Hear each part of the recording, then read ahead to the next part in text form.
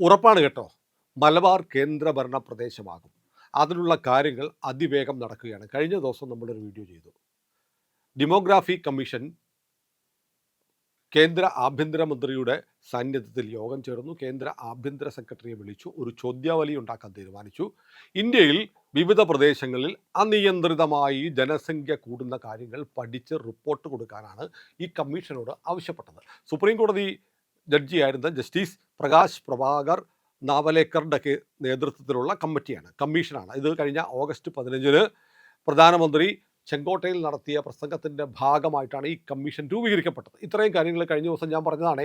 ഇനി പുതിയ കാര്യം, ഏറ്റവും പുതിയ കാര്യം, ഇത് നടപ്പാക്കാൻ, ഇത് സംബന്ധിച്ച നടപടികൾ വേഗത്തിലാക്കാൻ കേന്ദ്ര ആഭ്യന്തരമന്ത്രി അമിത്ഷാ രാജ്യത്തെ മുഴുവൻ DGPമാരെയും വിളിക്കുന്നു. കേരളത്തിലെ DGP റവാഡ ചന്ദ്രശേഖറും പോകണം. ജൂലൈ 9 ഇന്ന് നമ്മൾ സംസാരിക്കുന്നത് 4 5 ദിവസം കഴിഞ്ഞു. 9 ഡൽഹിയിൽ കേന്ദ്ര ആഭ്യന്തരമന്ത്രിയുടെ അധ്യക്ഷതയിൽ രാജ്യത്തെ പോലീസ് ഡയറക്ടർ ജനറൽമാരുടെ, പോലീസ് ചീഫുമാരുടെ യോഗം നടക്കുകയാണ്. അവിടെ എന്താണ് ഡെമോഗ്രാഫി കമ്മീഷൻ മുന്നോട്ട് വെക്കുന്ന ആശയമെന്താണ് എന്ന് DGPമാരോട് വിശദീകരിക്കും. കൃത്യമായിട്ടും അതിൻ്റെ ഒരു അജണ്ടയൊക്കെ ഉണ്ടാക്കിയിട്ടുണ്ട്. അതിൻ്റെ ചോദ്യാവലികൾ ഈ കമ്മീഷൻ തയ്യാറാക്കുന്നുണ്ട്. ആഭ്യന്തരമന്ത്രി തന്നെ രാജ്യത്തെ പോലീസ് ഓഫീസർമാരെ, പോലീസ് തലവന്മാരെ വിളിച്ചു വരുത്തുന്നതിൽ നിന്ന് ഇതിൻ്റെ ഗൗരവം വ്യക്തമാണ്. ഒരു കാര്യം ഉറപ്പാണ്, ഇന്ത്യയിൽ കാലങ്ങളായി ജനങ്ങൾ ആഗ്രഹിക്കുന്ന ഇന്ത്യയായി നിലനിൽക്കാൻ ആവശ്യമായ നടപടികളുമായി അതിവേഗം മുന്നോട്ട് പോവുകയാണ് നരേന്ദ്രമോദി സർക്കാർ. കാരണം ഇത്തവണ മൂന്നാം മോദി സർക്കാരിന് ഭൂരിപക്ഷമില്ല. 2 ഘടകകക്ഷികളുടെ കാലുകളിൽ താങ്ങിയാണ് ഇരിക്കുന്നത് കൊണ്ട് BJPക്ക് അവരുടെ അജണ്ടയൊന്നും നടപ്പാക്കാൻ പറ്റില്ല എന്ന് കൈകൊട്ടി ആർത്ത് വിളിച്ച ആളുകളൊക്കെ മാളത്ത് കയറി. BJP അവരുടെ പരിപാടിയൊക്കെ നടപ്പാക്കുന്നുണ്ട്. ഇപ്പം SIR കഴിഞ്ഞു, ഇനി ബാക്കി കാര്യങ്ങൾ ചെയ്യുന്നു. ഇനിയിപ്പം ഈ എന്താണ് പൗരത്വ ഭേദഗതി നിയമത്തിന് ശേഷം അത് നടപ്പാക്കി പൗരത്വം കൊടുത്തുകൊണ്ടിരിക്കുന്നു. ദേശീയ പൗരത്വ രജിസ്റ്റർ ഉണ്ടാക്കുന്ന പൗരത്വ രേഖയിലേക്കുള്ള നീക്കം നടത്തുന്നു. അതിൻ്റെ ഭാഗമായിട്ടാണ് നമ്മുടെ രാജ്യത്ത് വ്യാപകമായി പാസ്പോർട്ട് പൗരത്വ രേഖയല്ല എന്ന് 67 നിയമത്തിൽ പറഞ്ഞിട്ടുള്ള കാര്യങ്ങൾ ഇപ്പോൾ ചർച്ചയായത് സ്വാഭാവികമെന്നാണോ നിഷ്കളങ്കരെ നിങ്ങൾ കരുതുന്നത്? അല്ല. ഈ രാജ്യത്ത് പൗരന്മാരുടെ പട്ടിക ഉണ്ടാവണം. നിങ്ങൾ സമ്മതിക്കാത്തതാണ്. പൗരത്വ കാർഡ് ഉണ്ടാവണം.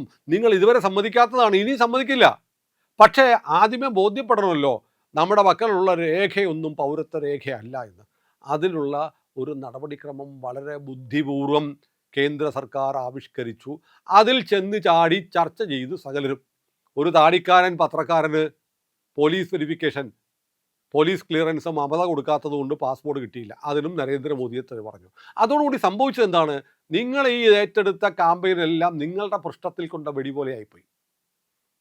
കാരണം മോദി എന്താണോ ഉദ്ദേശിച്ചത് അത് കൃത്യമായി രാജ്യത്ത് ചർച്ചയായി. നമുക്ക് ഓരോരുത്തർക്കും എന്താണ് നമ്മുടെ പൗരത്വം തെളിയിക്കാനുള്ള രേഖ എന്ന് മനസ്സിലാവാത്ത സാഹചര്യം ഉണ്ടായി. ശരിയാണല്ലോ. അതുപോലെ രാജ്യം നേരിടുന്ന ഏറ്റവും വലിയ പ്രശ്നമാണ്, ലോകത്തിലെ ഏറ്റവും കൂടുതൽ ജനസംഖ്യയുള്ള രാജ്യം നമ്മളാണ്. ചൈനയ്ക്ക് ആയിരുന്നു 1-ാം സ്ഥാനം. പക്ഷേ ചൈനയ്ക്ക് ജനസംഖ്യ കൂടുതലാണെങ്കിലും രാജ്യവിസ്തൃതിയുണ്ട്. നമ്മുടെ രാജ്യത്തെ വിഭവങ്ങൾ മുഴുവൻ ആളുകൾക്കും കൊടുക്കാൻ കഴിയുമാറ് അല്ല നമ്മുടെ ജനസംഖ്യ കൂടിക്കൊണ്ടിരിക്കുന്നത്. ഭൂമി കൂടുന്നില്ല, ജനപ്പെരുപ്പം ഉണ്ടാകുന്നു. ചില മേഖലകളിലാണ് ജനപ്പെരുപ്പം കൂടുന്നത്. അതിർത്തിയിലെ ചില പ്രദേശങ്ങൾ, ആസാം, ബംഗാൾ, ത്രിപുര, ജാർഖണ്ഡ്, അവിടെയൊക്കെ കൂടുന്നു. കേരളം പോലെയുള്ള സ്ഥലത്ത്, കേരളത്തിലെ അവസ്ഥ, ലോകത്തിന് ഏറ്റവും വേഗത്തിൽ ജനസംഖ്യ കൂടുന്ന പ്രദേശമാണ് മലപ്പുറം. അതെങ്ങനെ സംഭവിക്കുന്നു? അപ്പോൾ പറയും ഞങ്ങളൊക്കെ കുട്ടികളെ കാര്യമായി ഉണ്ടാക്കുന്നത് കൊണ്ടാണ്, നിനക്കൊന്നും പറ്റാത്തതല്ലേ എന്ന് ചോദിക്കുന്നു. അങ്ങനെയല്ല സർ, ഞങ്ങൾക്കൊക്കെ പറ്റും. പക്ഷെ ഞങ്ങൾ ഈ രാജ്യത്തെ സ്നേഹിക്കുന്നവരാണ്. രാജ്യത്തെ ഗവൺമെൻറ്റുകൾ മുന്നോട്ട് വെക്കുന്ന നയമുണ്ടല്ലോ, നാം 2 നമുക്ക് 2 എന്നൊരു നയം കേന്ദ്ര സർക്കാർ മുന്നോട്ട് വെച്ചിരുന്നു. ഇന്ദിരാഗാന്ധി പറഞ്ഞതുപോലെ നിർബന്ധിതമായി നടപ്പാക്കിയതല്ല. അപ്പം ഞങ്ങളത് ഇപ്പോഴും പാലിച്ചു കൊണ്ടുപോകുന്നു. പരമാവധി 2 കുട്ടികൾ മതിയെന്ന് ഹിന്ദു കുടുംബങ്ങളിലെ മഹാഭൂരിപക്ഷവും തീരുമാനിച്ചിരിക്കുന്നു. ക്രൈസ്തവരും ഏതാണ്ട് ഫോളോ ചെയ്യുന്നു. പക്ഷേ നിങ്ങളോ 2ഉം 3ഉം കെട്ടും, ഓരോന്നിലും 5 വീതം ഉണ്ടാക്കും. അങ്ങനെ കൂടിക്കൊണ്ടിരിക്കുകയാണ്. ഇങ്ങനെ ജനസംഖ്യ ക്രമാതീതമായി വർദ്ധിച്ചാൽ ഒരു രാജ്യത്തിന് നിലനിൽക്കാൻ പറ്റില്ല. അതുകൊണ്ട് ജനസംഖ്യാ നിയന്ത്രണം അനിവാര്യമായിരിക്കുന്നു. ജനസംഖ്യ എങ്ങനെ നിയന്ത്രിക്കാം? കുട്ടികളുടെ എണ്ണം കൂടുതലുള്ള കുടുംബങ്ങൾക്ക് സർക്കാരിൻ്റെ ആനുകൂല്യങ്ങൾ നിഷേധിക്കാം. അങ്ങനെ പല രാജ്യങ്ങളിലും ചെയ്യുന്നുണ്ട്. ചില സംസ്ഥാനങ്ങളിൽ ഇപ്പോൾ തന്നെ അതിനുള്ള വ്യവസ്ഥയുണ്ട്. അപ്പോൾ അങ്ങനെ രാജ്യവ്യാപകമായി ജനസംഖ്യാ നിയന്ത്രണത്തിനുള്ള ഒരു വ്യവസ്ഥ വരാൻ പോവുകയാണ്. ഉറപ്പാണ് വരും. കാരണം അതിനെ നിങ്ങൾക്ക് നിയമപരമായി ഒന്നും നേരിടാൻ പറ്റില്ല. കാരണം രാജ്യത്തിൻ്റെ വിഭവങ്ങൾ പരിമിതമാണ്, രാജ്യത്തിൻ്റെ വിസ്തൃതി പരിമിതമാണ്. അതുകൊണ്ട് നമുക്ക് ജനസംഖ്യ നിയന്ത്രിക്കാനുള്ള ചില മെഷേഴ്സ് എടുക്കണം. അതിന് നിർബന്ധിതമായി സഞ്ജയ് ഗാന്ധിയുടെ കാലത്ത്, ഇന്ദിരാഗാന്ധിയുടെ ഭരണകാലത്ത് ചെയ്ത പോലെ ആളുകളെ പിടിച്ച് മുറിച്ച് കളയാനല്ല പരിപാടി. അതിനുള്ള ചില വ്യവസ്ഥകൾ വെക്കും.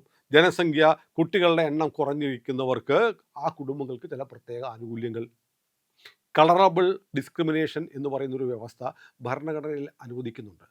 ഇത് വിവേചനമൊന്നുമല്ല, നമ്മുടെ രാജ്യത്തിൻ്റെ സുരക്ഷിതത്വത്തിനു വേണ്ടി ചില കാര്യങ്ങൾ നടപ്പാക്കണം. ഇത് ജനസംഖ്യ കൂടുന്നത് കൊണ്ടുള്ള പ്രശ്നം എന്ന് പറഞ്ഞാൽ ഒരു പ്രദേശത്ത് ഏതെങ്കിലും ഒരു വിഭാഗം അനിയന്ത്രിതമായി കൂടിക്കൊണ്ടുവന്നാൽ വലിയ പ്രശ്നമാണ്. ഞാൻ അതിൻ്റെ ഉദാഹരണങ്ങളൊന്നും പറയുന്നില്ല. കർണാടകയിലെ ഒരു ജഡ്ജിക്ക് പോലും ചോദിക്കേണ്ടി വന്ന കാര്യം ഞാൻ കഴിഞ്ഞ ദിവസം പറഞ്ഞു. എന്താ അവിടെ കയറാൻ ബുദ്ധിമുട്ടാണോ, പാകിസ്ഥാനാണോ എന്ന്. കേരളത്തിലും ഉണ്ട് അത്തരം സ്ഥലങ്ങൾ. അപ്പോൾ ഇത് രാജ്യത്തിൻ്റെ സുരക്ഷയെ ബാധിക്കുന്നു. എന്തുകൊണ്ടാണ് ചില മേഖലകളിൽ ജനസംഖ്യ ഡെമോഗ്രാഫിയിൽ വല്ലാത്ത മാറ്റമുണ്ടാവുന്നത്, അതെങ്ങനെ രാജ്യത്തിൻ്റെ ഐക്യത്തെ ബാധിക്കുന്നു എന്നു വന്നാൽ, ഇപ്പം കാസർഗോഡ് ജില്ലയിൽ പടന്ന എന്ന് പറയുന്ന സ്ഥലം അല്ലേ, അവിടെ ക്ഷേത്രമൊക്കെ ഉണ്ട്, ഹിന്ദുക്കളുമുണ്ട്. പക്ഷേ അവിടെ ജനസംഖ്യയിൽ ഒരു വിഭാഗം വല്ലാതെ കൂടുതലാണ്. അവിടെ നിന്നാണ് കാശ്മീരിൽ IS പരിശീലനത്തിനൊക്കെ പോയ ആളുകളെ, അഫ്ഗാനിൽ പോയ ആളുകളെയൊക്കെ കണ്ടെത്തിയിട്ടുള്ളത്. റിക്രൂട്ട്മെൻറ്റിൻ്റെ സംഭവങ്ങൾ വന്നിട്ടുണ്ട്. പടനയിൽ നിന്ന് കേസുകൾ വന്നിട്ടില്ലേ? അപ്പോൾ എന്തുകൊണ്ടാണ് ഇത്തരം വിഭാഗങ്ങളുടെ എണ്ണം കൂടുന്നിടത്ത് രാജ്യവിരുദ്ധ പ്രവർത്തനങ്ങൾ വല്ലാതെ കൂടി വരുന്നു? അത് ശ്രദ്ധിക്കേണ്ടതുണ്ട്. അത് സംബന്ധിച്ചുള്ള ചില നടപടികൾ വേണം. അപ്പോൾ സ്വാഭാവികമായും ഞാൻ പറഞ്ഞ ദേശീയ ഡെമോഗ്രാഫിക് കമ്മീഷൻ, നമ്മൾ കഴിഞ്ഞ ദിവസം പറഞ്ഞ ജസ്റ്റിസ് പ്രഭാകർ നവലേക്കറും മൃത്യുഞ്ജയകുമാർ നാരായണനും ദുർഗാശങ്കർ മിശ്ര എന്ന IAS ഉദ്യോഗസ്ഥനും ബാലാജി ശ്രീവാസ്തവ എന്ന IPS ഓഫീസറും ഷാമിക ദേവിയും അടങ്ങുന്ന കമ്മീഷൻ വളരെ ഗൗരവത്തിൽ ഇത് കാണാൻ പോവാണ്. അവർക്ക് എല്ലാ സഹായം കൊടുക്കാൻ ആഭ്യന്തര സെക്രട്ടറിയോട് അമിത്ഷാ പറഞ്ഞു. അതിനുശേഷം രാജ്യത്തെ DGPമാരെ വിളിക്കുന്നു. ഉറപ്പാണ് ഈ കമ്മീഷൻ ഒരു പക്ഷേ ആദ്യം സന്ദർശിക്കാൻ പോകുന്ന സ്ഥലങ്ങളിലെ പട്ടിക എടുത്താൽ ആ പട്ടികയിൽ ഒരുപാട് താഴെയല്ലാതെ മലപ്പുറം ഉണ്ടാവും, മലബാർ ഉണ്ടാവും. കേരളത്തിലെ വിശ്വ ഹിന്ദു പരിഷത്ത് അടക്കമുള്ള സംഘടനകൾ അതിശക്തമായി ആവശ്യപ്പെടുന്നുണ്ട്. മലബാർ പ്രദേശത്തിൻ്റെ സമഗ്ര വികസനം കൂടി ലാക്കാക്കി. വളരെ പിന്നാക്കാവസ്ഥയിലാണ് മലബാർ. തർക്കമുണ്ടോ? മലബാറുകാർ കാണുന്നില്ലേ? കാസർഗോഡുകാർക്ക് പറയാൻ പറ്റുമോ കോട്ടയം പോലെ, അല്ലെങ്കിൽ തൃശ്ശൂർ പോലെ, എറണാകുളം പോലെ, തിരുവനന്തപുരം പോലെ, കൊല്ലം പോലെ വികസിച്ചിരിക്കുന്ന ഒരു ജില്ലയാണ് കാസർഗോഡ് എന്ന് പറയാൻ പറ്റുമോ? കണ്ണൂർ പോലും അങ്ങനെയല്ലോ. കണ്ണൂരിലെ ഏതാനും ചില നഗരങ്ങൾ ഒഴിച്ചാൽ ഇരിക്കൂരൊക്കെ ഒന്ന് ചെന്ന് നോക്കണം അല്ലേ? വളരെ വിദൂരമായ ഹൈറേഞ്ച് ഏരിയ, കണ്ണൂരിലെ ഹൈറേഞ്ച് ഏരിയ അടക്കമുള്ള പ്രദേശങ്ങൾക്ക് ഇടുക്കിയേക്കാളും മോശമാണ്. മലബാർ മേഖല വല്ലാത്ത വികസന പ്രശ്നങ്ങൾ നേരിടുന്നുണ്ട്. വയനാട് ദുരന്തങ്ങളുടെ പേരിലാണ് വയനാട് അറിയപ്പെടുന്നത്. അപ്പോൾ മലബാറിനെ സംരക്ഷിക്കാൻ പ്രത്യേക പാക്കേജ് എന്ന നിലയിൽ മലബാറിന് ഒരു മലബാർ ബോർഡ് പണ്ടുണ്ടായിരുന്നു ബ്രിട്ടീഷുകാരുടെ കാലത്ത്.